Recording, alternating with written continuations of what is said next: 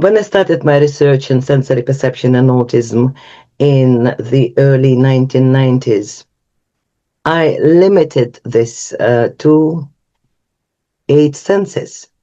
Actually, at the time, I said 7 senses. I will explain.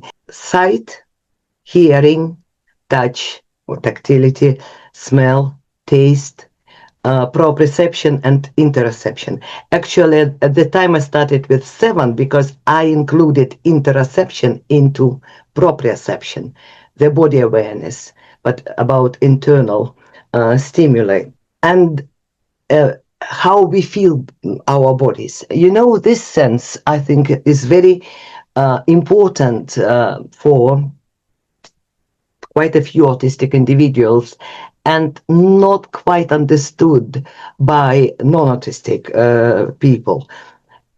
The body awareness. See, some autistic people do not feel where their body ends and the environment begins. I feel like it's like their self is half out of their bodies. It's a very interesting experience. That's what's when I started researching spirituality in autism, there is a lot about it, and quite a few autistic people wrote about feeling their own self half in, half out of the body.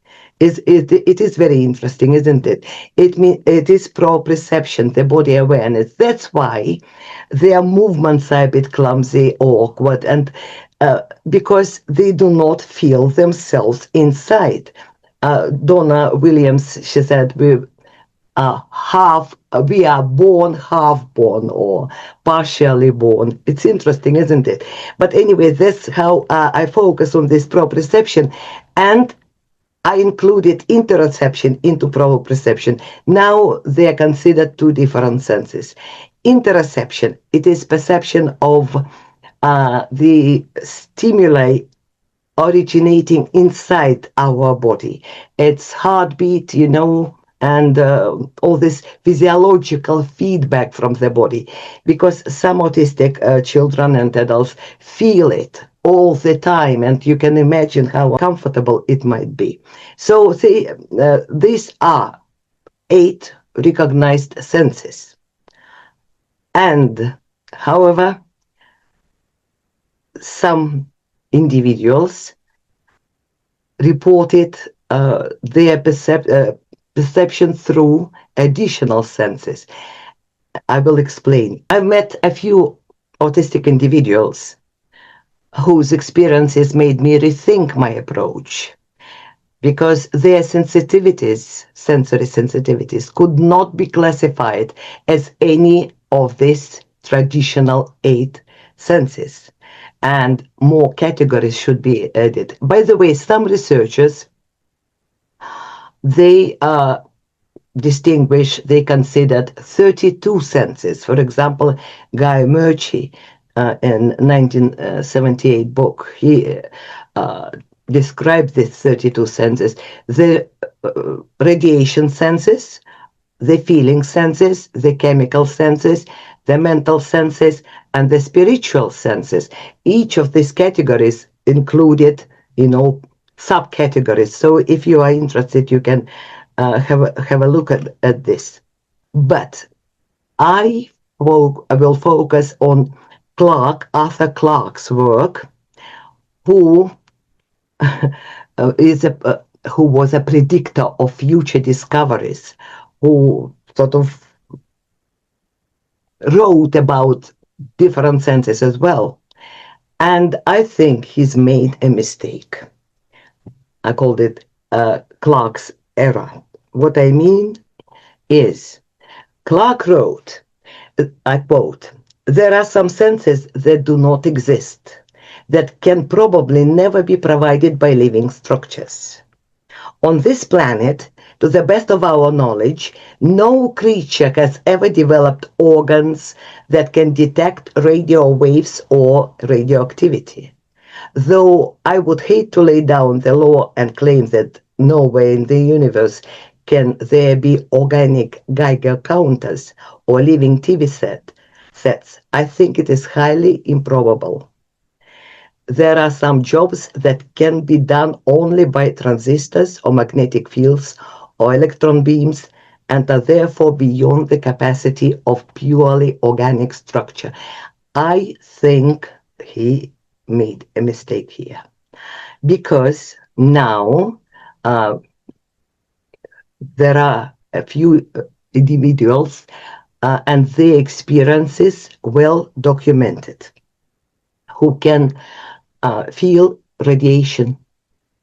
That is one of these radiation senses in Guy Murch's uh, list of senses, and who can hear radio programs when radio transistor is switched off but still plugged in. By the way, Temple Grandin wrote about her student Holly, who was severely dyslexic, and she had such acute auditory perception that she could hear radios that weren't turned on. And it was how could they prove it? Easily. For example, the radio is turned off but still plugged in. And suddenly Holly could say, "Oh, they are doing a show on lions." They turned the radio on, and yes, there was this radio program on lions. This student, she could hear it. And I was lucky enough, I met several autistic people. Actually, one of them was Asperger syndrome, a woman, a 50-year-old, who has to unplug all their electrical appliances in her flat before going to bed. Otherwise, she would be unable to screen out the radio programs from the switched off transistors and these buzzing sounds from a switched off but plugged in microwave oven. For example, her husband joked, it's if a flea sneezes, she jumps. Her auditory sense was so acute that she could hear all these sounds and radio waves normal people cannot hear. And it was a huge problem for her. Can you imagine if you go to bed and still hear all these buzzing sounds from electrical cables inside the house? It's impossible to sleep. Yes, she's switched off all these appliances except a fridge, of course, but you can imagine how uncomfortable it might be. And perhaps it is possible to desensitize her to this, but I doubt it. So this is important. Never think that we know everything about senses. There are so many mysteries ahead of us because some people, I have no permission to talk about their experiences yet, but they are well documented, officially well documented, these experiences, what they can perceive through their sensory organs, but these categories haven't been described yet because they are so unusual.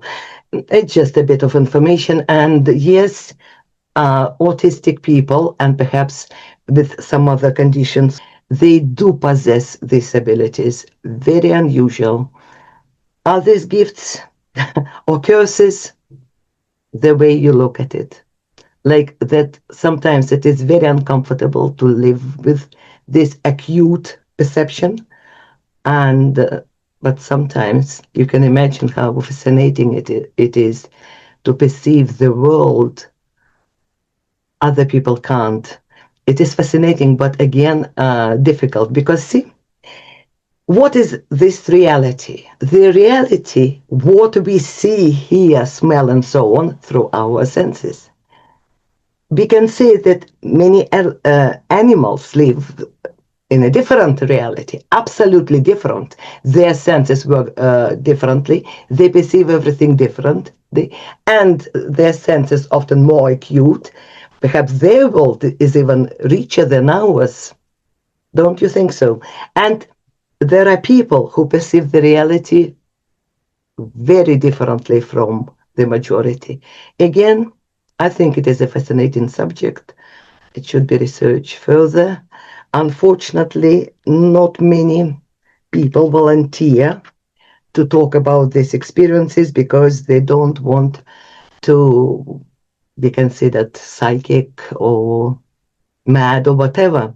I know about it because I've done a lot of research on autism and spirituality, got a lot of interviews, personal interviews, and yes, as I said, I have no permission from several of them to talk about it openly, but this is a fascinating subject and makes us all think what reality we are talking about, because when I started sensory perceptual research, I always used the metaphor, we live in two parallel worlds, because the perception, autistic perception and non-autistic perception is very different. And that's why I see we have to study each world to live together, because it is important.